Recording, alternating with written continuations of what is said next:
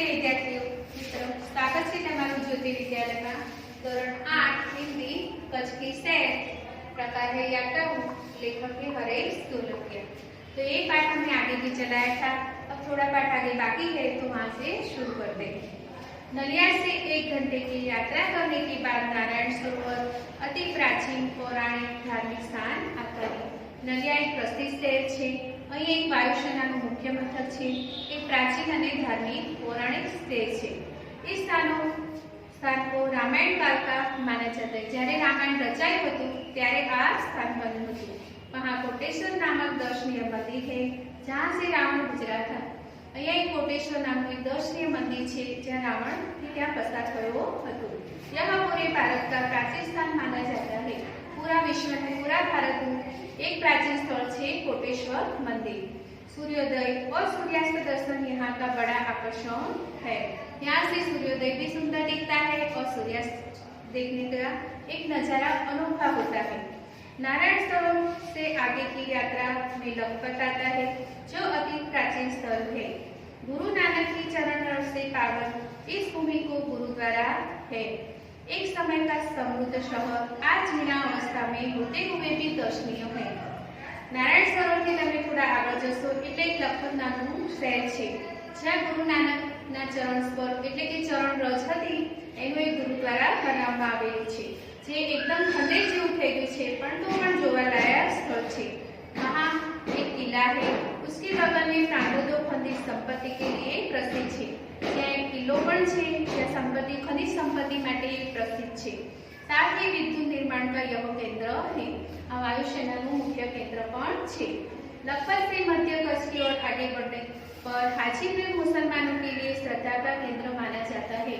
लखपत ની આગળ તમે વસો એટલે કે મુસલમાનોના જે હાજીપીર છે એની સમાધિ છે। यहाँ पीर की मजार मजार એટલે કે સમાધિ છે। रेगिस्तान की झांकी यहाँ से होती है। અહીંયા તમે જોશો એટલે આખો રણ પ્રદેશનો નજારો દેખાય છે। रास्ते में माता का मठ नामक धार्मिक स्थान है। रस्ता में जसो એટલે કે માતાનો મઠ પણ એક ધર્મસ્થળ છે जहाँ नवरात्रि के पर्व पर लोग पद यात्रा करते हुए श्रद्धा भाव से दर्शनार्थ आते हैं। क्या नवरात्रि में जे लोग पगे चालीने અહીંયા श्रद्धा भावથી આવે છે। आगे नव यात्रा प्राकृतिक नजारों का केंद्र बना है। रास्ते में चौक सुरेश्वर मंदिर बाटाया जैसी मनोहारी प्राचीन स्थल है। नव यात्रा પોતાનું પ્રાકૃતિક નજારા માટે પ્રસિદ્ધ છે સ્થળ છે। ત્યાં ચક છે, પુરેશ્વર મંદિર છે અને બાઢાયા જેસે ઘણી પ્રાચીન સ્થાન પણ છે। अब कच्छ का मुख्य केंद्र भुज। હવે આપણે કચ્છનું મુખ્ય કેન્દ્ર ભુજ। आयना महल, प्राग महल, स्वामीनारायण मंदिर, हिल गार्डन, हमीरसेठ तालाब, भुजिया पहाड़, लोक संग्रहालय, विश्वविद्यालय आदि के दर्शन करके हम आनंद ले सकते हैं। भुजમાં જોવાલાયક શું છે? એક પ્રશ્ન આવશે તમારે તેમાં આયના महल, प्राग महल, स्वामीनारायण मंदिर, हाजीपीर, हिल गार्डन, हमीरसर तालाब અને વિશ્વવિદ્યાલયનું જે સંગ્રહસ્થાન છે એ પણ જોવાલાયક છે। 2001 में भूचाल में इसे खंडित किया तो लोगों ने उसे नए स्वरूप में पुनर्निर्माण करके और सुंदर स्वरूप बना दिया। 2000 में જ્યારે ભૂકંપ આવ્યો ત્યારે આખું શહેર ખંડિત થઈ ગયું એટલે કે તૂટી ફૂટી ગયું હતું। લોકોએ એને ફરીથી રિનોવેશન કરીને સરસ ફરીથી જોવાલાયક સ્થળ બનાવી દીધું। ભુજ से उत्तर दिशा की ओर खांडा में काला डूंगर है। ભુજની उत्तर दिशाમાં તમે જશો એટલે કે એક કાળો ડુંગર છે। पहाड़ का छोड़कर रेगिस्तान की झांकी करना एक अनूठा अनुभव है। ત્યાં પહાડ પર તમે જોશો એટલે રેગિસ્તાન સુંદર अनोखा अनुभव જોવા મળે છે। सरकार एवं स्थानीय जनता द्वारा रणोत्सव का आयोजन होता है। सरकार तरफ से एक रणोत्सवનું આયોજન કરવામાં આવે છે જ્યાંથી દુનિયાભરના લોકો ત્યાં જોવા માટે પણ જાય છે। देश भर के लोग यहाँ आते हैं। सफेद रेगिस्तान को देखना एक आनंददायी घटना है।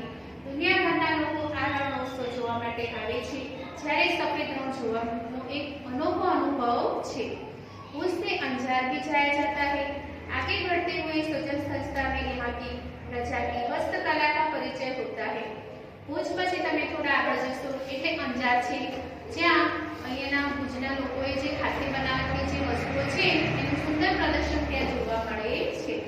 જેસલ તોરણ की स्मृति में मंदिर बनाया। जेसल तोरण की स्मृति में પણ એક મંદિર બનાવ્યું છે जो भी एक ऐतिहासिक स्थान है। यहाँ से आदिपुर तथा गांधीधाम जा सकते हैं। ભુજ પછી તમે જશો તોરણની સ્મૃતિ મંદિર જોયા પછી તમારે આગળ જવાનું છે જ્યાં ગાંધીધામ છે અને આદિપુર પણ છે।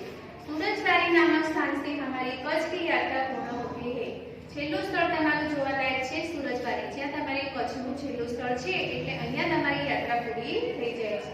जो अविस्मरणीय स्मृति से जोड़ जाती है। આટલા બધા સ્થળ જોયા છે જેની એક સુંદર સ્મૃતિ છોડીને આપણે सूरजबारी यात्रा પૂરી કરી। कहा जाता है कि कच्छ नहीं देखा तो कुछ नहीं देखा। कच्छ गुजरात का गौरव है और दुनिया भर के लोगों के लिए किसी भी मौसम में दर्शनीय एवं आकर्षण का केंद्र है। कच्छ એ ગુજરાતનું ગૌરવ છે અને કોઈ પણ સિઝનમાં તમે કચ્છ જોવા જઈ શકો છો। તો વિદ્યાર્થી મિત્રો જે કચ્છ જોવા નથી ગયા અથવા તો જે કચ્છ ક્યારેય પણ નથી જોયું તો આપણે આ પાઠ દ્વારા કચ્છનો થોડો વિશે આપણે જોયું। તો ત્યારે તમે જશો અને બોર્ડ ઉપરનું આપણે થોડું જોઈ લઈએ, જેમાં છે શબ્દાર્થ અને વાક્યમય પ્રયોગ। શબ્દાર્થમાં છે અંગિકા એટલે કે વિશિષ્ટ, રેગિસ્તાન એટલે કે મરુભૂમિ, જીર્ણોદ્ધાર એટલે કે પુનર્નિર્माण, मजार तो दरगाह, गुरुद्वारा तो जो सिखों का धार्मिक स्थान होता है ऐसे गुरुद्वारा कहते हैं। उच्चारण यानी कि गुफा। वाक्य में प्रयोग कीजिए। मूल्यवान तो समय सबसे मूल्यवान है। आप ये भी वाक्य लिख सकते हैं या कोई भी आपके अनुसार बना सकते हैं। कृपालु तो ईश्वर कृपालु है। थोड़ा सा तो दाल में थोड़ा सा नमक ज्यादा है। अच्छा तो नरेंद्र अच्छा लड़का है। सुंदर, ईश्वर ने पृथ्वी को सुंदर रचना की है।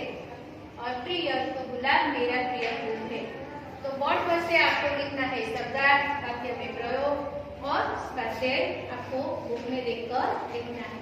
Thank you. चलो,